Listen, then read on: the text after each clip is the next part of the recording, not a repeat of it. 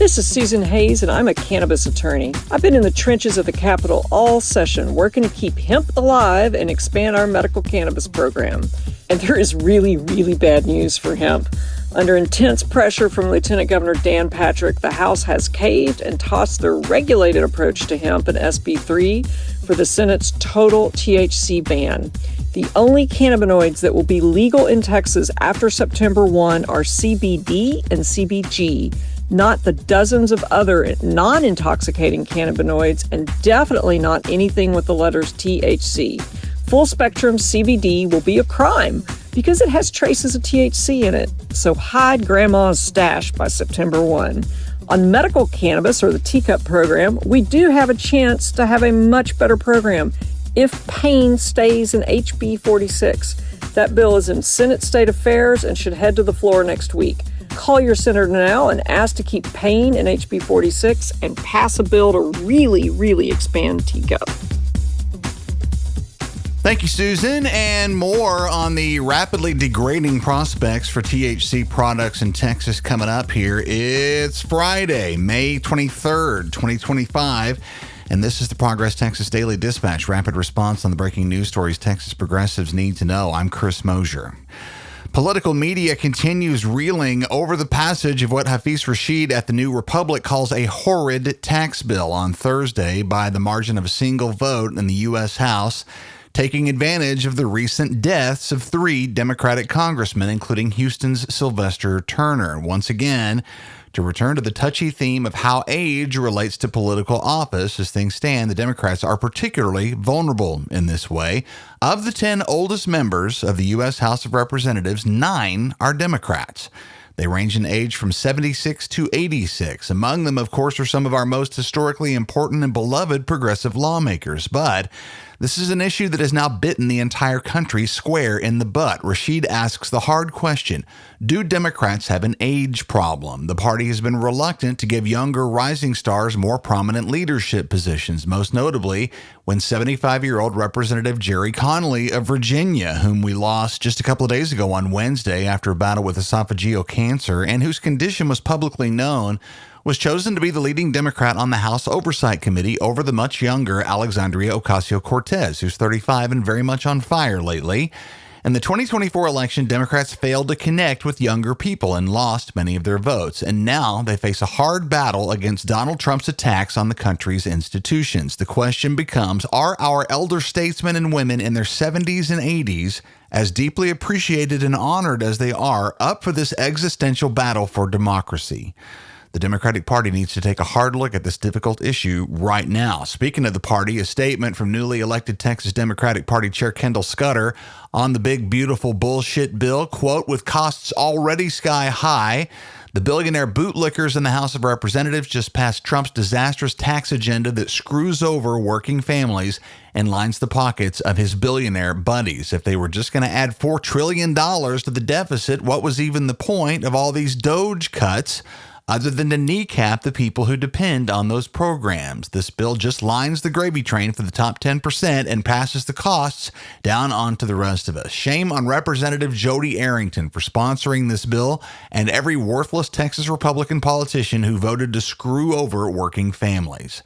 The Texas Democratic Party will continue to fight to make life more affordable for folks who work for a living, unquote. Back to Austin, and with Sine Die now 11 days away, things are a fevered froth at the Capitol. Tops from yesterday, HB 2, school funding. Philip Jankowski at the Dallas Morning News says it was tentatively passed late yesterday in the state Senate in a unanimous vote and a compromise over the stingy $55 increase in the basic allotment the Senate insisted on. The House did manage to negotiate an additional $500 million in new funding, much of that going to auxiliary staff at our public schools. HB 2 thus ends up adding $8.5 billion to public schools, earmarking $4.2 billion for teachers and roughly $1.3 billion for school districts to pay for operating costs such as utilities, buses, and insurance.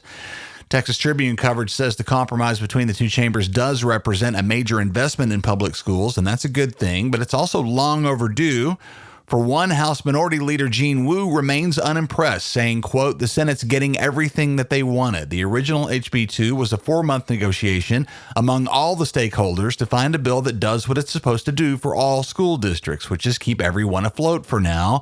They've gone and purposely done things that people have asked them not to do," unquote. Speaking of which, the forcing of Christian dogma into Texas classrooms, and also from the Trib and writer Samia Kamal, the House approved Senate Bill 11 yesterday. It allows school districts to adopt a policy to provide students and staff a daily period of prayer or time to read a religious text. Opponents include the Texas Freedom Network, the ACLU, and the Texas State Teachers Association, whose Clay Robinson says, quote, "Public schools are not supposed to be Sunday school," unquote. Austin Representative Vicki Goodwin said on the House floor yesterday, quote, "Government officials have no business interfering with these deeply personal and constitutionally protected matters," unquote.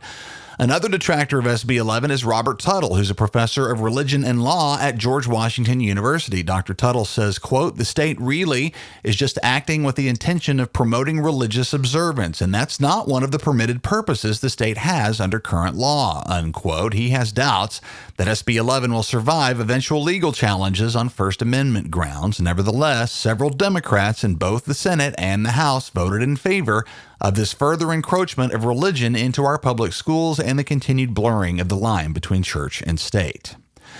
Back to what Susan Hayes was talking about at the top, Mona Zhang at Politico says it's very bad news for Texas's booming multi-billion-dollar hemp industry. The vote Wednesday in the House to ban almost all hemp products, as Lieutenant Governor Dan Patrick has sworn to see done under threat of special sessions. Heather Fazio, director of the Texas Cannabis Policy Center, says untold numbers of Texas businesses are set to be, quote, "wiped out." This is especially unfair because this industry has been allowed to thrive for 6 years, unquote. Bad news also for folks using THC products to manage pain, anxiety, or other conditions, especially on the edge of Memorial Day among our beloved community of veterans. But not all hope is lost there quite yet. As Susan mentioned at the top, HB 46, which would expand the products that patients in the state's medical marijuana program, the Texas Compassionate Use Program, or TCUP, are allowed to use, is still in play. Of course, those are the same products targeted by what we've come to call Dan's ban. HB 46 remains pending with the Senate State Affairs Committee. Latest as we start to wind down here on SB 38, the so-called anti-squatting bill that in reality would end a requirement that landlords provide notice to vacate when evicting a tenant for any reason other than falling behind on rent. It would also allow them to request a summary judgment in all types of eviction cases, meaning that they could be decided without a trial, as Megan Kimball and Matt Zadoon at the Houston Chronicle put it. SB 38 is set to be heard on the House floor today. Renters across Texas, today's the day to speak up for your rights. The Chronicle's article on this includes a rundown of the lawmakers who have signed on in support of SB 38. Almost all of them have received funding from the Texas Apartment Association, including Democrats Joe Moody and Cesar Blanco. See the link in the show notes.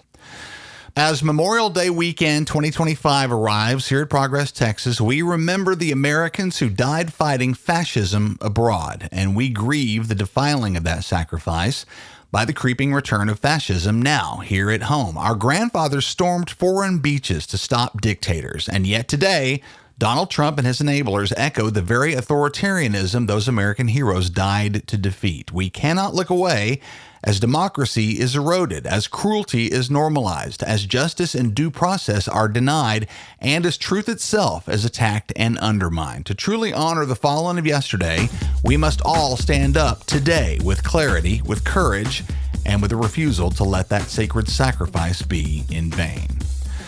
DFW and North Texas friends, please mark your calendars for Monday, June 9th. That's when we'll be celebrating our 15th anniversary in Dallas. Links to become a supporter and to secure your tickets are up now at ProgressTexas.org. Big shout out to our generous event sponsors, Howard Cleon, Charles Zeller, Pamela Pearson, Alex Andrade, Scott Elpingstone, the law offices of Domingo A. Garcia, PC, Carol Taylor, Chuck Cruz, Amy Forehand, Eric Johnson and Dr. Mark Parker, John Mazzaro, the Honorable Gene Wu, Mark Yagjian, Angela and Gary Kutak, and many more. Thanks to all y'all so much for the support. We look forward to celebrating with you in Dallas Monday, June 9th, 15 years of progress. We hope to see you. Tickets now at ProgressTexas.org. Our mission at Progress Texas is to counter the conservative disinformation machine, but they far outmatch us in funding. Oil and tech billionaires and religious right-wing activist groups spend a lot of money keeping their audiences in the dark. If you've come to appreciate the light that we shine on important political news in Texas on a daily, ongoing basis, please know that our regular, everyday listeners form a key component of our funding.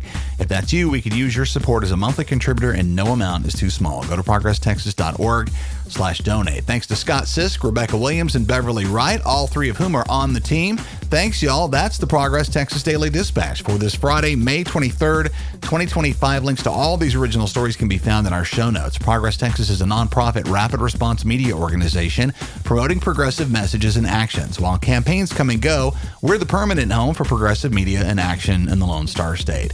I'm Chris Mosier. Thanks so much for listening. Have an enjoyable and meaningful Memorial Day weekend. We will see you again here on Tuesday.